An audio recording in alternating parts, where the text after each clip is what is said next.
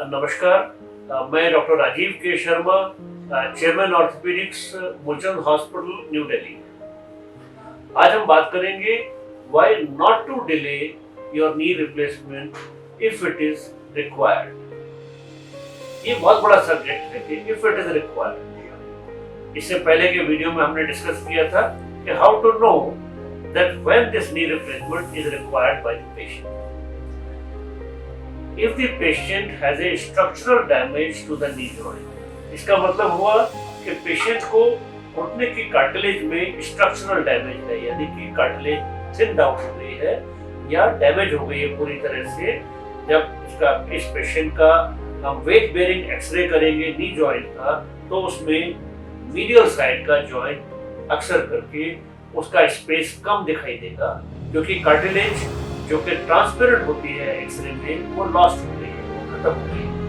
तो उस सिचुएशन में इस पेशेंट को नी रिप्लेसमेंट की जरूरत पड़ेगी। लेकिन अगर किसी पेशेंट का डैमेज है नी जॉइंट में, और आप ये सोचिए कि एक नी जॉइंट में डैमेज है और दूसरा पेशेंट का नी नॉर्मल है, इन पेशेंट्स को बहुत अर्जेंटली सर्जरी करना चाहिए। इन पेशेंट्स को डिले नहीं करना चाहिए। क्यों नहीं करना चाहिए? क्योंकि जब आपका एक नी डैमेज होगा तो दूसरे नी में नॉर्मल तौर पर आप ज्यादा वजन डाल के चलेंगे, और आपका दूसरा नी का डैमेज भी जितना अदरवाइज होना चाहिए एज के साथ या समय के साथ, उससे ज्यादा डैमेज होगा। तो दूसरे नी जॉइंट को बचाने के लिए आपको जिस जॉइंट में स्ट्रक्चरल डैमेज है उस जॉइंट का सर्जरी एक्सेप्ट करना चाहिए, अपने ऑर्थोपेडिक सर्जन से बात करना चाहिए और सर्जरी के बारे में प्लान करना चाहिए। दूसरा सिचुएशन होता है जिन पेशेंट्स को किडनी का डैमेज है, किसी भी कारण से किडनी अगर डैमेज है, उन पेशेंट्स को पेन किलर्स, पेन की मेडिसिन नहीं लेनी चाहिए। जब पेन की मेडिसिन नहीं लेंगे तो आपको जो है तकलीफ होगा, तो इस वजह से जो है आप पेन की मेडिसिन लेंगे, और पेन की मेडिसिन लेंगे तो आपका किडनी डैमेज हो सकता है फर्दर।